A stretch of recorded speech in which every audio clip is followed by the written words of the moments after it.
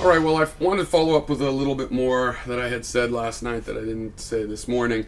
One, in terms of overlooking the sexism, I'm not overlooking it per se. I'll comment on it. It was a sexist remark in there. It looks like he thinks Gary's a sexist and he can relativistically get Gary's goat.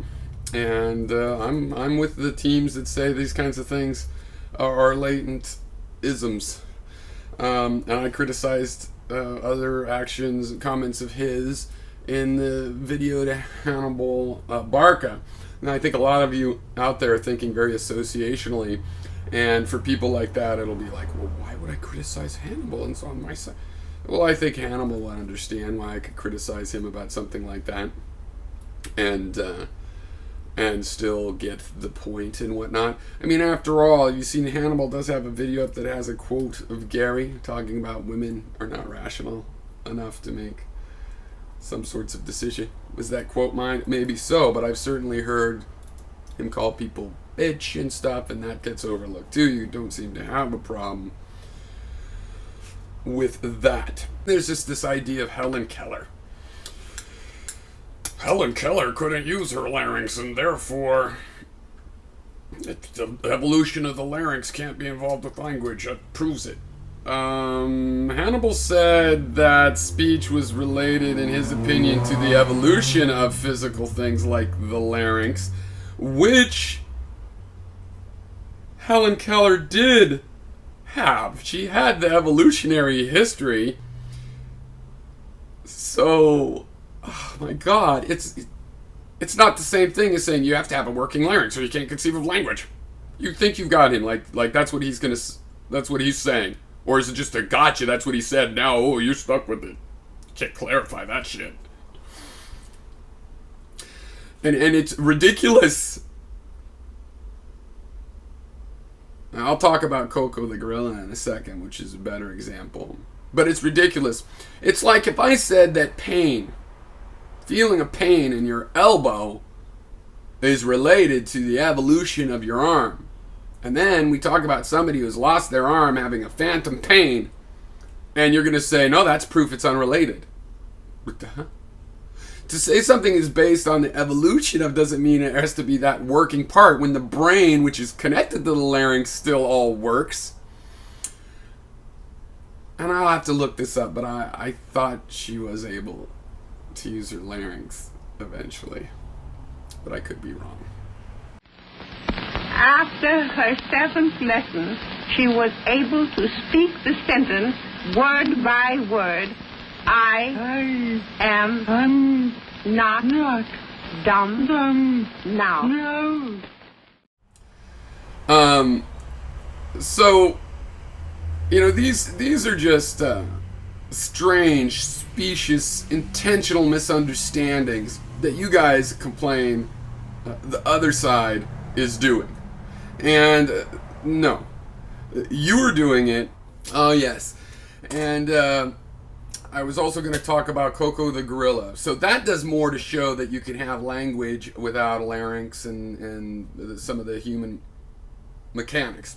Of course, we share some of the mental mechanics and physical mechanics, so it doesn't mean there's no relation because the differences in the ability and skill. But more importantly, of course I'm going to say that. For all you know, I'm going to come out and say I think trees have language. But obviously, the language that Coco speaks is not really what most people would consider human language. And it's certainly in our evolution, because humans had to teach language, if that's what it is, which I think so, to Coco. So, it would make sense to say that her language is still dependent on our evolution. Right? Just because we could adapt it to her machinery and she could adapt it to her machinery doesn't really change that fact. But that's a far better thing. Hellen Keller has absolutely no... It's just ridiculous. It's like if somebody says, well, with evolution, you pass on traits to your children, and the guy points out, well, you have a big scar on your face and you didn't pass it on. It's ridiculous. Coco is a better thing, but actually, if you wanted to get back on track, you'd get back to are humans getting more aggressive in the last 100 or 200,000 years or less? And probably figure out ways to account for the fact that, there might be less aggressiveness, but those aggressive people might have more power or more powerful weapons. So death tolls might go up.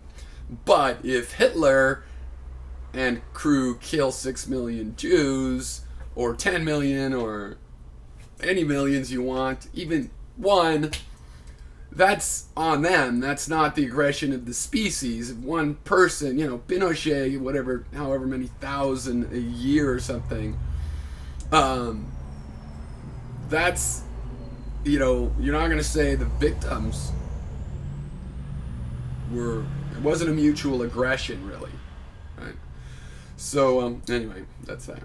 I would much rather have you talk about the Coco example than these other ridiculous. Now, finally, another thing, then this is something I disagreed with Hannibal on, because he made a video saying that I had alluded to the sexism of it, which I don't limit it to sexism. I mean, if you have some group that hates women and they hate men, then I don't say they're sexist. They're hateful. So if you have someone that wants to control men and women both, I don't... Well, let me just put it this way. I pity you all, and including Hannibal, if you guys really associate the concept of pro-choice with some sort of woman's issue. Like, if you let women have a choice, that's pro-choice. You could not let men. Or what girl on film was saying, we'll be prohibiting both men and women, thus we're not anti-choice. As long as you could restrict the choice of the men, that's not anti-choice. Well, that's not how I see it. Pro-choice is about personal autonomy. And if somebody can't demonstrate that what your action is going to hurt them, or hurt the world, or, that there's a damage,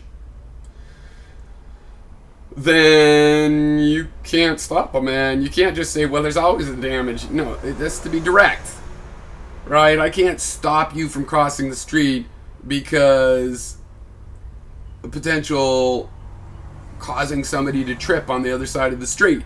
That's not direct enough.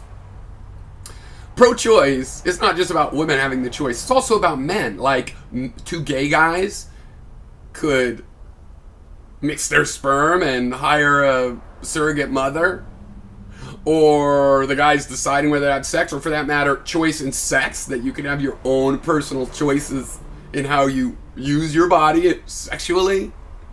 Pro-choice is about choice. It's about being able to choose those things, and I fundamentally think individuals get to make those decisions.